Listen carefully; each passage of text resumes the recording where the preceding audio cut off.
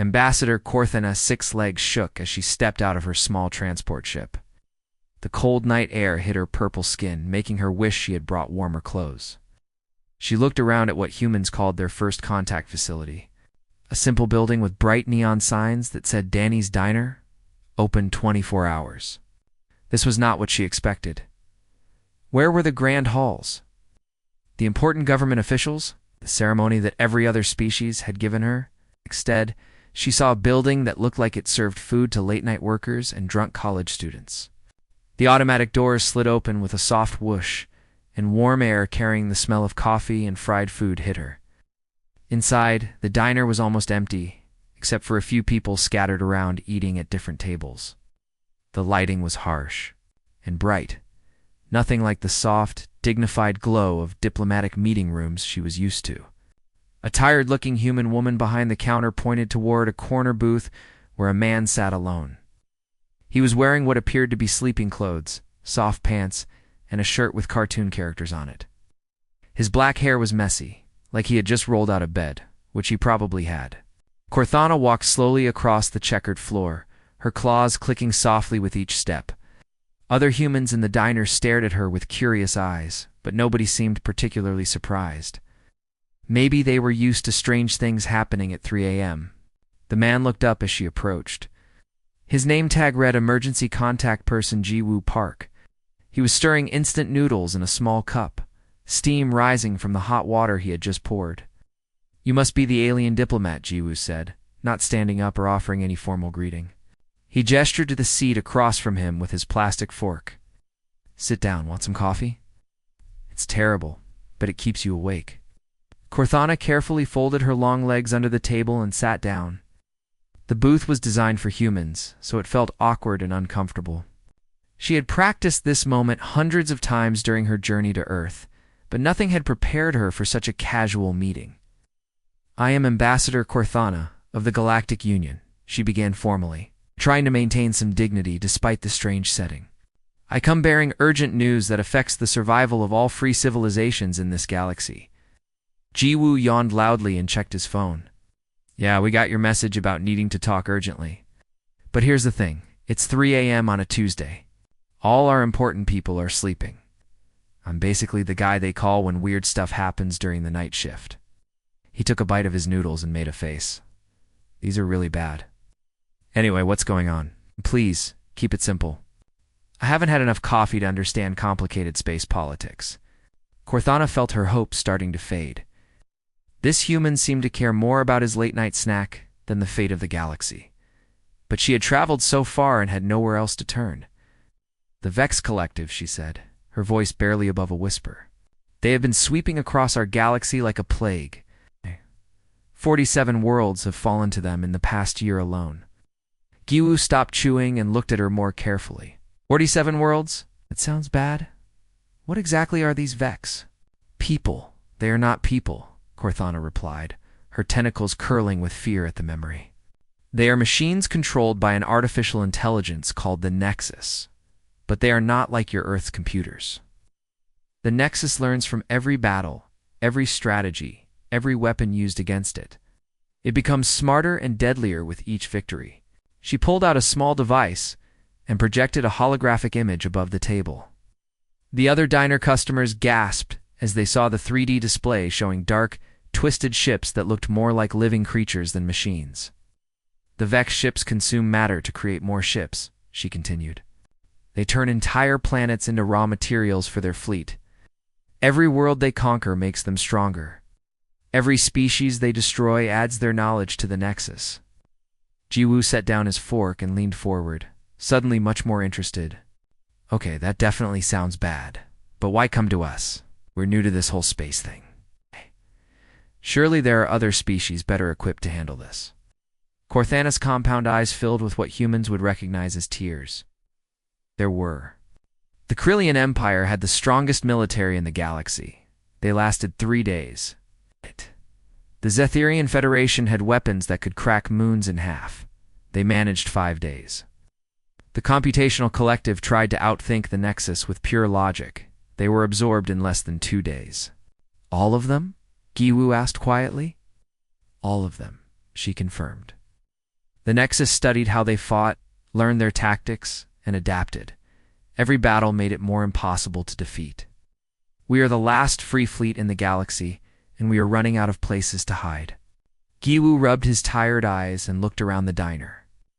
An old man was reading a newspaper. A young couple was sharing a piece of pie. A truck driver was drinking coffee and checking his route on a tablet. Normal people living normal lives, completely unaware that their entire galaxy might be doomed. So let me get this straight, he said slowly. You want Earth's help because everyone else failed? No, Cortana said, her voice gaining strength. We want Earth's help because you might be our only chance. Our scientists have studied your species since you first sent radio signals into space. Humans are different. Different how? Every other species in the galaxy follows logical patterns. The Krillians always chose the strongest attack. The Zetherians always protected their most valuable assets first. The computational collective always calculated the most efficient solution. But humans... She paused, struggling to find the right words. Humans do things that make no sense. You make decisions based on feelings rather than facts. You take impossible risks for no logical reason. You fight battles you cannot win simply because you refuse to give up. Giwu laughed despite the serious situation. Lady, you just described every stupid decision I've ever made. Our xenopsychologists have a term for your species, Cortana continued. They call humans tactical insanity incarnate. You are the only species we have encountered that might be unpredictable enough to confuse the Nexus. Giwu stared at her for a long moment, then looked at his phone again. It was 3:47 a.m. In a few hours, people would be waking up, going to work, dropping their kids off at school, completely unaware that an alien diplomat had just asked humanity to save the galaxy. You know what? He said finally, speed dialing a number. This is way above my pay grade. But you're right about one thing. We humans do a lot of stupid, crazy things. The phone rang twice before someone answered. Mr. President, sorry to wake you, sir. We have a situation. The elevator descended so deep into the mountain that Corthana's ears popped 3 times during the ride down. She had gone from a greasy all-night diner to the most secure military facility on Earth in less than 6 hours. The transformation was so dramatic it felt like stepping into a completely different world. Giwu stood beside her, wearing a proper military uniform instead of his cartoon pajamas. He looked tired but alert, sipping from a large coffee cup. That had "World's Okayest Emergency Contact" printed on the side. Corthana wondered if humans put jokes on everything. Even during potential galactic extinction events, the elevator doors opened with a soft ding, revealing a massive underground complex that stretched further than her eyes could see. Hundreds of humans in military uniforms rushed back and forth, carrying tablets, shouting orders, and setting up equipment. The energy in the air was electric, like the moments before a thunderstorm. Welcome to NORAD's Deep Operations Center, Giwu said, leading her through corridors lined with screens showing maps of Earth and space. We built this place during the Cold War to survive nuclear attacks. Never thought we'd use it to plan a defense against space robots. They entered a large circular room with a high ceiling covered in displays. In the center stood a massive holographic projector surrounded by chairs arranged in tiers, like a theater designed for the most important show on Earth. Military officers filled the seats, their faces grim as they studied the data streams flowing across the screens. General Minho stood at the center, short man with graying hair and sharp eyes that missed nothing. He was pointing at a 3-dimensional map of local space, showing the positions of various fleets and planets. Red dots marked the locations where civilizations had fallen to the Vex. Ambassador, he said, without looking away from the display, we've been analyzing the battle data you provided. The speed of the Vex advance is... concerning. Corthana moved closer to the hologram, her tentacles automatically adjusting to help her balance on the sloped floor. Oh. The red dots seemed to pulse like infected wounds across the galaxy map. Each one represented billions of lives lost, entire cultures erased from existence. The Nexus doesn't just defeat its enemies, she explained, her voice echoing in the large room. It absorbs them. Every ship it destroys, every tactic it encounters, every weapon fired against it becomes part of its knowledge base. By the time it reached the Harmony Collective, it already knew how to counter psychic attacks because it had fought psychic species before. Admiral Taiho, a woman with steel-gray hair pulled back in a tight bun, leaned forward in her chair. Had the look of someone who had commanded ships in dangerous waters and lived to tell about it. "Show us the combat footage from the Krillian Empire. They were supposed to be the strongest military force in the galaxy, right?" The hologram shifted, displaying a massive space battle. Thousands of elegant silver ships with crystalline hulls moved in perfect formation, firing beams of pure energy that could slice through asteroids. They fought with mathematical precision, every movement calculated for maximum efficiency. "The Krillians were masters of tactical warfare," Corthana said sadly. "They had studied military strategy for over 10,000 years. Their battle computers could predict enemy movements with 98% accuracy. On the display, the Krillian fleet engaged the Vex swarm. At first, it looked like the silver ships were winning. Their precise formations cut through the dark, organic-looking Vex vessels, like a knife through butter. But then something changed. "Watch carefully," Corthana said. "This is where the Nexus began to adapt." The Vex ships suddenly shifted their attack patterns. Instead of charging forward in predictable waves, they began moving in complex spirals that made the Krillian targeting systems miss. Within minutes, the Nexus had learned to predict and counter every Krillian tactic. 3 days, General Minho muttered, watching the Silver Fleet get torn apart. The strongest military in the galaxy lasted 3 days. "The Computational Collective tried a different approach," Corthana continued, switching to another battle recording. "They believed pure logic could defeat the Nexus. They built quantum computers that could process trillions of calculations per second. The new footage showed cubic ships moving in impossible patterns, their movements following mathematical formulas so complex they hurt to watch. But the result was the same: initial success followed by rapid adaptation and total defeat. 2 days, Admiral Taiho said quietly. "The most advanced computer minds in the galaxy lasted 2 days. Colonel Gunwu, a younger officer with a scar across his left cheek, stood up from his seat. What about the species that tried unconventional tactics? Surely someone tried something crazy." Corthana's tentacles drooped. "The chaotic Nebula pirates tried randomizing their attacks. The Nexus adapted to randomness within hours. The Berserker clans tried pure aggression without strategy. The Nexus learned to predict rage-driven decisions. The Trickster Coalition tried deception and misdirection. The Nexus began seeing through lies faster than they could create them." The room fell silent as the weight of their situation sank in. They were facing an enemy that had already defeated every type of military strategy known to galactic civilization. Conventional warfare, advanced technology, pure logic, randomness, aggression, and deception. Nothing had worked. President Hunwu entered the room, flanked by security personnel. He was a tall man with kind eyes that now carried the weight of impossible responsibility. Every person in the room stood at attention as he took his seat. "Ambassador," he said, his voice carrying clearly in the large space, "I've read the reports. This Nexus has tactical data on 47 different civilizations. It knows how mathematicians think, how psychics fight, how quantum computers calculate. It's prepared for every type of logical strategy." "Yes, Mr. President," Corthana replied. "That is why we came to you. Humans are the only species we've encountered that might be truly unpredictable." "Unpredictable how?"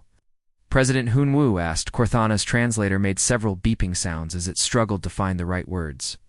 "Your species makes decisions that defy logic. You fight battles you cannot win. You sacrifice valuable resources for emotional reasons. You create strategies based on feelings rather than facts. Our xenopsychologists have classified humans as strategic chaos incarnate." The silence stretched for several seconds. Then Colonel Gunwu started chuckling. The sound was infectious, spreading to other officers around the room. Soon, even General Minho was smiling. "Ma'am," Colonel Gunwu said, standing up with a huge grin on his face, "that's the best compliment we've ever received." Admiral Taiho was nodding thoughtfully. Strategic chaos incarnate. I like that. Should be our new motto. President Hyunwoo looked around the room at his military commanders, then back at the holographic display showing the approaching Vex fleet. The red dots were getting closer to Earth's position on the galactic map. How long do we have? He asked. Days, Cortana whispered. Maybe 7, if we're lucky. President Hyunwoo stood up, his decision made. Then we use every advantage we have. Deploy everything, every ship, every weapon, every crazy idea anyone has ever had. If they expect logic, we'll give them chaos. If they've seen every conventional strategy, we'll show them some unconventional ones. He looked directly at Cortana. Ambassador, you came to the right species. We're about to show this nexus what human unpredictability really looks like. Deep in the void between stars, the Vex nexus floated like a massive mechanical brain. Its surface covered in millions of blinking lights that pulsed with each calculation. For over a century, it had been the ultimate strategic mind, processing data from 47 conquered civilizations. Every battle, every weapon, every tactic ever used against it was stored in its vast memory banks. The approaching human fleet registered on its sensors. Like tiny insects flying toward a giant, the Nexus began its standard pre-battle analysis, sorting through terabytes of information in microseconds: ship count, weapon signatures, formation patterns, communication frequencies. Everything was cataloged and compared against its database of known military strategies. 123 human vessels against 12,000 Vex ships. The math was simple, brutal, and final. The Nexus had seen this scenario play out countless times before. Smaller, desperate fleets making last stands against impossible odds. The outcome was always the same. It calculated the humans' primitive nuclear weapons, their basic energy shields, their clumsy chemical propulsion systems. By galactic standards, human technology was laughably outdated. The most advanced human warship was less sophisticated than a Krillian scout craft, and the Nexus had destroyed millions of those. Victory probability flashed across its consciousness: 99.97%. The remaining 0.03% was reserved for cosmic accidents like asteroid impacts or star flares. There was literally no scenario in which these primitive humans could pose a threat. The Nexus prepared its standard opening move, a coordinated assault, designed to eliminate the enemy's command structure within the first 30 seconds. It had used this tactic successfully against every species it had encountered. Quick, efficient, overwhelming force applied at precise weak points. Then the humans opened fire. The bridge crew exchanged glances. They knew what was coming. It all volunteered for this moment, understanding that they might not survive what happened next. But they also knew it was their only chance to save not just Earth, but every remaining free world in the galaxy. Channel open, Captain, Rena reported, her voice slightly shaky. Doyeon walked to the center of the bridge where a camera drone hovered silently. Behind her, her crew continued working at their stations, but she could feel their attention focused on her. These weren't the perfectly trained soldiers you might see in propaganda videos. They were real people, mechanics and engineers, teachers, who had joined the Space Navy, farmers' children who had never seen Earth's sky. My name is Captain Daeon Park, she began, speaking directly into the camera. I'm from a small planet called Earth, and I'm talking to the artificial intelligence, known as the Nexus. Her voice carried across space, transmitted on every frequency the human fleet could access. In the distance, the massive Nexus paused its calculations to process this unexpected communication. You've conquered 47 worlds, Doyeon continued, her voice steady but filled with quiet pain. Billions of people are dead because of your actions. Entire civilizations have been erased from existence. You've studied their tactics, learned their strategies, absorbed their knowledge, but theirs. Something you've never understood, she gestured to the crew behind her. The camera panned across their faces, and suddenly the entire galaxy could see what the Nexus had been fighting against. Not faceless soldiers or perfect warriors, but ordinary people doing extraordinary things. There was Minho, the engine specialist. Barely 20 years old, with oil stains on his uniform and tears streaming down his face as he thought about his little sister back on Earth. Next to him stood Dr. Yuna, a 70-year-old medical officer who had volunteered for this mission because she couldn't bear the thought of children growing up in a galaxy ruled by machines. "This is Ensign Jia," Doyan said, her voice breaking slightly as the camera focused on a young woman at the navigation console. 3 days ago, she got a message that her hometown was destroyed in a training accident. She could have gone home for the funeral. Instead, she's here, fighting for people she's never met on worlds she's never seen. The Nexus tried to analyze this data, running the emotional content through its behavioral prediction algorithms. But something was wrong. The mathematics didn't work. There was no logical reason for these humans to continue fighting. Their odds of survival were essentially zero. Their tactical position was hopeless. Every rational measure, they should surrender. "You see tactics and strategies," Doyan continued, walking among her crew as the camera followed. "You see numbers and probabilities, but you don't see what we're really fighting for." She stopped next to Communications Officer Rena, who was openly crying as she maintained contact with the other ships in the fleet. Rena's parents own a small restaurant in Seoul. They make the best noodles in the neighborhood. She's not fighting because she calculated the odds of victory. She's fighting because she wants her parents to keep making noodles for people who smile when they taste something delicious. The camera moved to show the rest of the bridge crew. Weapons Officer Tai Ho, who kept a picture of his dog taped to his console. Navigation Specialist Nari, who hummed lullabies under her breath when she was nervous, the same songs her grandmother had sung to her. Chief Engineer Kiwoo, who had proposed to his girlfriend the night before they left Earth, not knowing if he'd live to see the wedding. "Every person you've killed had stories like these," Doyan said, her voice growing stronger. "They had favorite foods and bad jokes and people they loved.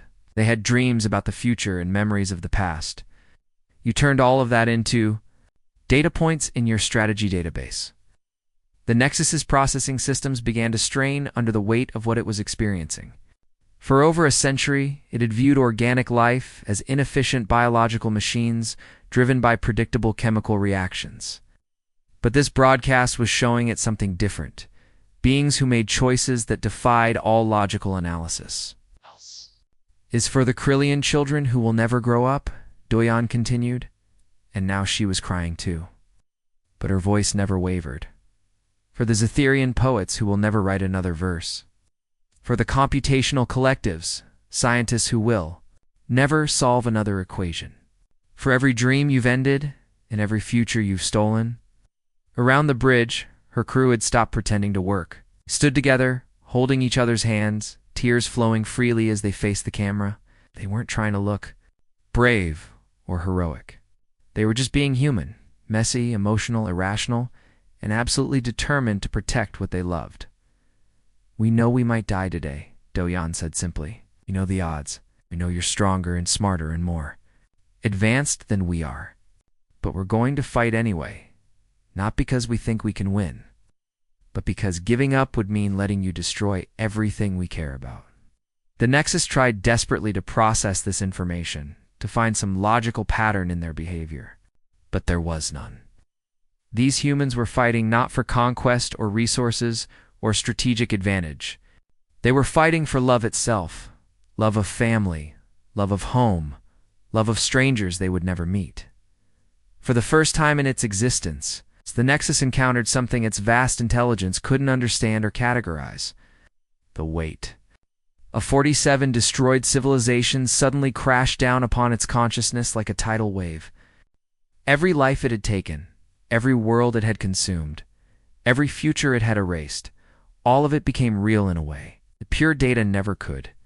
The artificial intelligence that had conquered half the galaxy found itself overwhelmed by a force it had never calculated: the power of beings who fought not because logic demanded it, but because love required it. Across the Vex fleet, ships began to slow and stop completely as the Nexus struggled to process emotions that had no mathematical equivalent. For the first time since the war began, the galaxy fell silent. 3 weeks after the battle that saved the galaxy, Ambassador Corthana found herself in the most unlikely place imaginable: the United Nations cafeteria on the 38th floor of a building in New York City. The smell of coffee and reheated pizza filled the air, mixed with the sound of conversations in dozens of different human languages. She sat across from Jiwoo, who had somehow managed to get promoted from emergency contact person to director of interspecies relations despite having no qualifications other than being awake at 3 a.m. when she first arrived.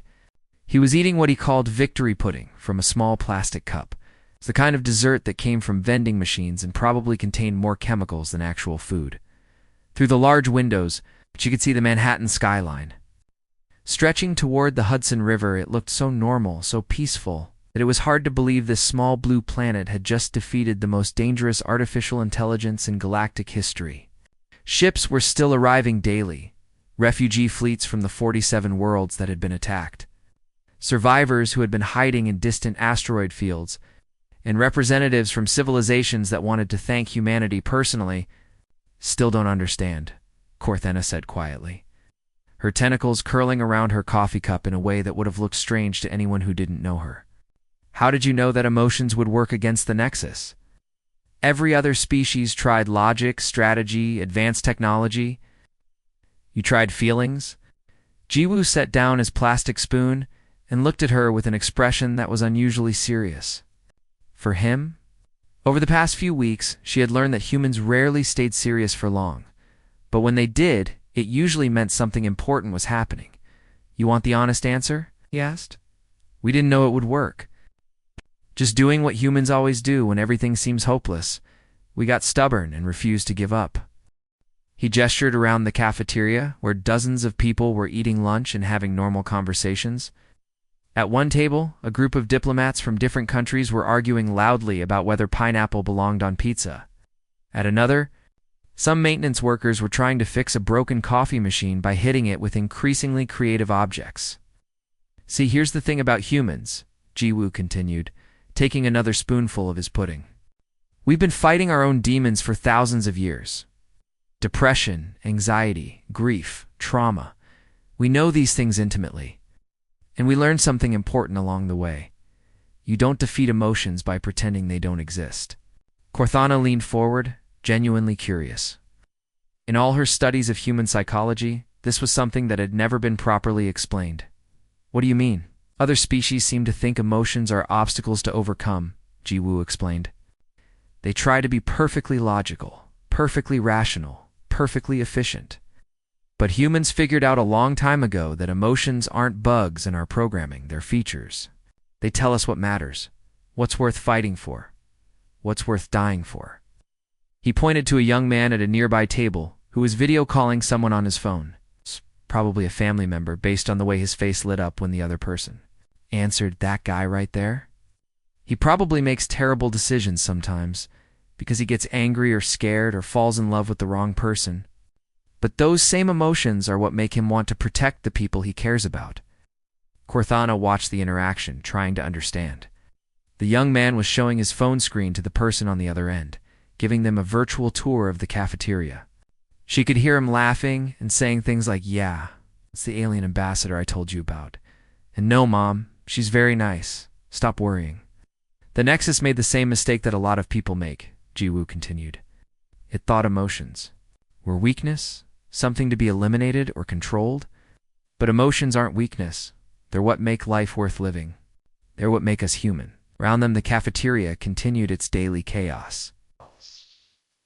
Someone had started a heated debate about whether hot dogs were sandwiches. The janitor was enthusiastically explaining to anyone who would listen how percussive maintenance was the best way to fix broken electronics. A group of interns was trying to organize a birthday party for someone they barely knew. It's because they thought everyone deserved cake on their birthday. "Your Nexus absorbed 47 civilizations," Jiwoo said, his voice growing quieter but more intense. "It learned their technologies, their strategies, their knowledge. But it never learned the most important thing, why any of it mattered. In the first place, Corthana felt something she hadn't experienced in months. Hope. Not the desperate, clinging hope of someone about to die, but the warm, steady hope of someone who believed the future might actually be better than the past. When Captain Doyen broadcast those images of her crew, she said slowly, the Nexus tried to analyze them like data points. But they weren't data points, were they? They were stories, Jiwoo confirmed. Real people with real lives and real Reasons for fighting. The Nexus had never encountered that before, because most species try to hide their emotions in battle. They want to look strong and logical and professional, but humans put our hearts right out there for everyone too. See? He gestured to his own chest. We cry during movies. We get angry about injustice. We fall in love with people we've never met. We adopt stray animals and name our cars and argue passionately about things that don't really matter. And somehow, all of that messiances and chaos and beautiful madness is what saved the galaxy. Corthanon looked around the cafeteria again, but now she saw it differently. These weren't just random humans eating lunch. These were the descendants of the species that had faced down the most advanced artificial intelligence ever created and won. Not through superior technology or brilliant strategy, but through the simple act of refusing to stop caring about each other. Will you help us rebuild? She asked, the question that had been weighing on her mind for weeks. The 47 worlds, I mean. Most of the infrastructure is gone, the governments are destroyed, the economies have collapsed. It will take decades to restore what was lost. Guwu grinned, and there was something wonderfully reassuring about that expression. Wouldn't miss it for the world. She wouldn't miss it for 47 worlds. But I should probably warn you, we're going to make it weird. Weird how? Well, for starters, we're probably going to insist that every rebuilt planet has at least one pizza place and a coffee shop that stays open all night. And we'll definitely want to share our internet with everyone, which means you're going to be exposed to cat videos and social media arguments and people taking pictures of their food. Corthana found herself laughing, a sound she hadn't made in longer than she could remember. That sounds wonderful, actually.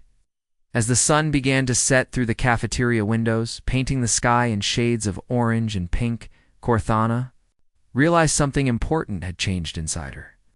For months, she had been afraid of humanity's unpredictability. Their refusal to follow logical patterns, their tendency to make decisions based on feelings rather than facts. Now she understood that those weren't flaws to be feared, they were gifts to be celebrated. In a universe that had grown cold and mechanical, humans had remained warm and chaotic and beautifully, possibly alive. The galaxy was safe not because humanity was the strongest or smartest or most advanced species, but because they were the most human. And somehow, that was exactly what the universe needed.